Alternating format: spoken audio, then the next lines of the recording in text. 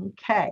All right. So the ARCS motivation model is one thing that I find very helpful to think through, both for form and flow of my message. ARCS is an acronym that John Keller introduced back in the 80s, and it refers to attention, relevance, confidence, and satisfaction.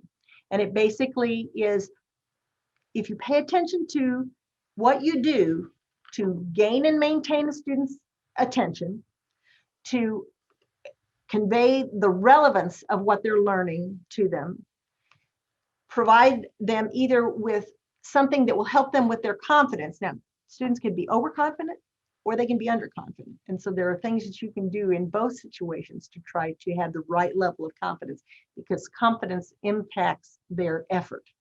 And effort is one of the credited with research-wise with some of the most basically the highest gains in academic achievement is through effort.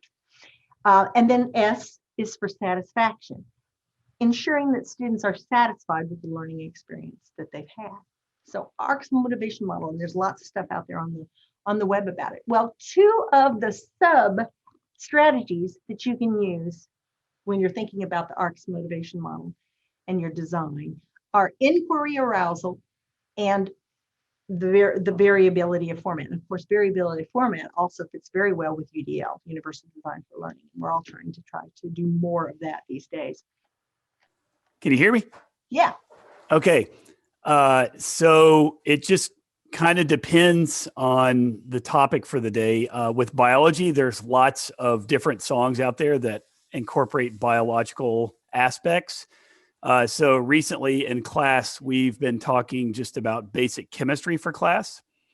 And so there's a song that I played before class by a band called Semisonic. Now, I think they're oldies, but it's just a song about chemistry. And then we'll have other days that there's songs that will specifically reference something we're going to talk about that day. And I usually have a cohort of students that try to guess in the chat what the link is for the day. And it creates this whole discussion before class even starts.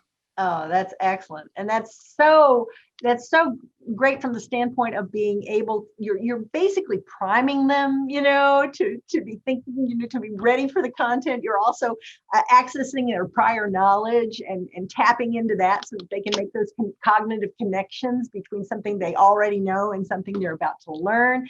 That's great. I love those examples, Jeremy. Thanks for sharing. That's good. Yeah. And humor is another subcategory of the ARCS model. And you bringing that up reminded me of my son's favorite chemistry joke, but I won't tell it now. I'll wait. Okay, let me